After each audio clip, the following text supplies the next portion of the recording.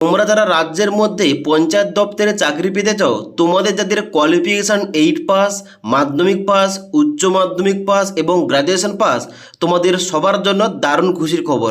এখন বর্তমানে আমাদের রাজ্যের পঞ্চায়েত দপ্তরের মাননীয় মন্ত্রী দিলীপ ঘোষ মহাশয় এই সম্পর্কে পঞ্চায়েত রিক্রুটমেন্ট সম্বন্ধে গুরুত্বপূর্ণ কয়েকটি নতুন আপডেট দিয়েছে। তার জন্য আজকের এই ভিডিওটির মাধ্যমে ওই আপডেটগুলো অনুযায়ী এই যে পঞ্চায়েত রিক্রুটমেন্টটা আটকে রয়েছে, এই রিক্রুটমেন্টটা কবে নাগাদ হতে চলেছে, কত শূন্যপদ বাড়ানো হয়েছে এবং এখানে কারা কারা তোমরা কোন কোন পোস্টে আবেদন করতে পারবে, অনলাইন আবেদন কোন ওয়েবসাইট থেকে করতে হবে, এ টু জেড জানবো এই ভিডিওটির মাধ্যমে।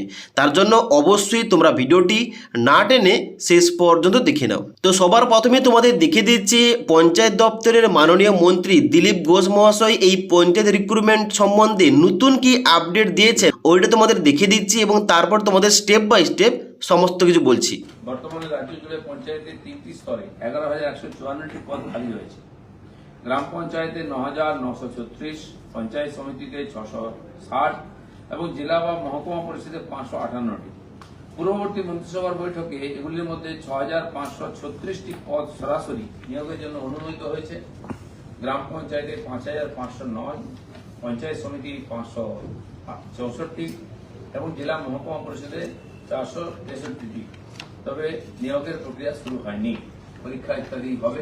তার সঙ্গে যেটা আমরা টার্গেট করেছি যে 11,154টি পদের একসঙ্গে নিয়োগের ব্যবস্থা হোক।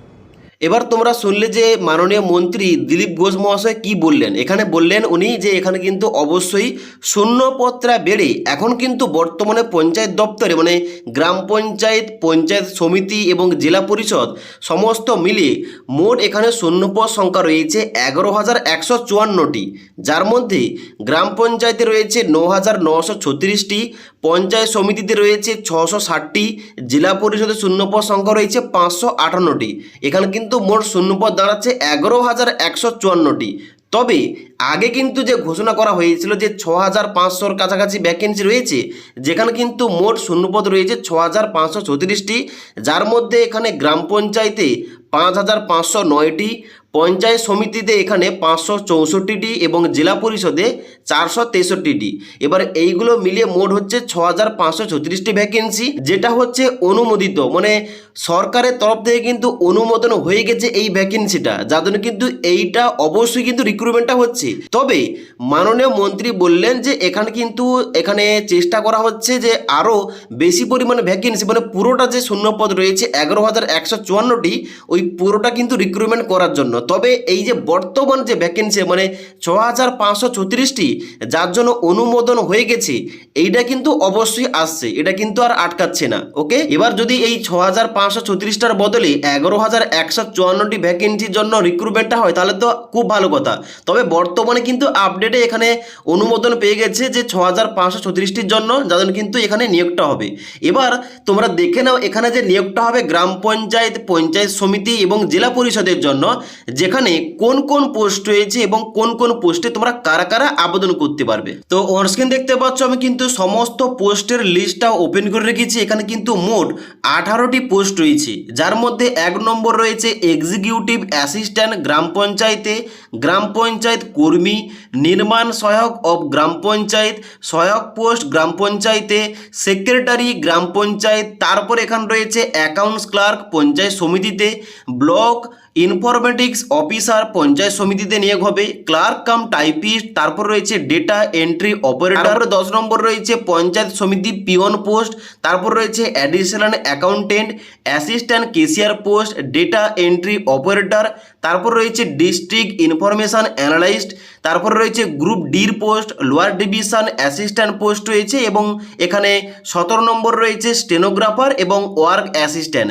তো এখানে কিন্তু মোট 18 ধরনের কিন্তু পোস্ট রয়েছে। এবার এই 18 ধরনের পোস্টে যোগ্যতা কিন্তু ভিন্ন ভিন্ন চাওয়া হয়েছে। যেমন তুমি যদি গ্রুপ ডি পোস্টে এবং পিওন পোস্টে এই সমস্ত পোস্টে আবেদন করতে চাও, তোমরা কিন্তু 8ম শ্রেণী পাস যোগ্যতায় আবেদন করতে পারবে। আবার তুমি যদি এখানে অন্যান্য পোস্ট যেমন নির্মাণ সহায়ক, এখানে সহায়ক পোস্ট রয়েছে, গ্রাম পঞ্চায়েত কর্মী রয়েছে, ক্লার্কের পোস্ট রয়েছে, এই সমস্ত পোস্টে আবেদন করতে হলে তোমরা মাধ্যমিক এবং উচ্চ মাধ্যমিক পাস যোগ্যতায় আবেদন করতে পারবে। আবার এখানে অ্যাডিশনাল অ্যাকাউন্টেন্ট, অ্যাসিস্ট্যান্ট কেশিয়ার এবং ডিস্ট্রিক্ট ইনফরমেটিক অ্যানালাইস্ট এই সমস্ত পোস্টে আবেদন করার জন্য তোমাদের গ্র্যাজুয়েশন পাস করতে হবে এবং এখানে কিন্তু এক্সট্রা কোয়ালিফিকেশন লাগবে। এবার কোন পোস্টের জন্য ডিটেল কি কোয়ালিফিকেশন লাগবে এই টপিকে অলরেডি আমাদের চ্যানেলে একটা ভিডিও দেওয়া রয়েছে, তোমরা না দেখে থাকলে নিচের লিঙ্ক থেকে দেখতে পারো। তো এখন বর্তমানে এইটাই আপডেট, তোমরা অষ্টম শ্রেণী পাস যোগ্যতায়, মাধ্যমিক, উচ্চ মাধ্যমিক, গ্র্যাজুয়েশন পাস যোগ্যতায় এখানে ভিন্ন ভিন্ন পোস্টে আবেদন করতে পারবে। আবেদনটা তাহলে কবে থেকে শুরু হচ্ছে, অনলাইন আবেদন কবে থেকে শুরু হচ্ছে? এখন কিন্তু বর্তমানে পঞ্চায়েত দপ্তরে যে মন্ত্রী দিলীপ ঘোষ মহাশয় এমনটা কিন্তু কোনো ডেট কিংবা কোনো কিন্তু তারিখ জানায়নি যে এই ডেটে তোমাদের অনলাইন আবেদনটা শুরু হয়ে যাবে। বলেছেন যে খুব শীঘ্রই অনলাইন আবেদনটা নেওয়া হবে। তবে একটা আপডেট দিয়েছে কি, একটা আপডেট দিয়েছে নিয়োগ সংক্রান্ত। বলেছে এখানে নিয়োগটা যে হবে, কারণ এখানে 6,500 প্লাস ভ্যাকেন্সি রয়েছে, আবেদনটা হবে এবং আবেদনটা নেওয়া হবে, যার জন্য কয়েক লক্ষ এখানে কিন্তু পরীক্ষার্থী পরীক্ষায় বসবে। যার জন্য বলা হচ্ছে এখানে বিভিন্ন সংস্থার সঙ্গে যোগাযোগ করা হচ্ছে, যে সংস্থা এখানে পরীক্ষাটা কন্ডাক্ট করবে তার জন্য কিন্তু অবশ্যই ওই সংস্থার সঙ্গে কথাবার্তা হবে, তারপরে টেন্ডার পাস হবে, তারপরে কিন্তু এখানে নিয়োগের জন্য বিজ্ঞপ্তি, অফিসিয়াল বিজ্ঞপ্তি একটা আপডেট দেওয়া হবে, তারপরে কিন্তু অনলাইন আবেদনটা শুরু হওয়ার পর পরীক্ষাগুলো হবে।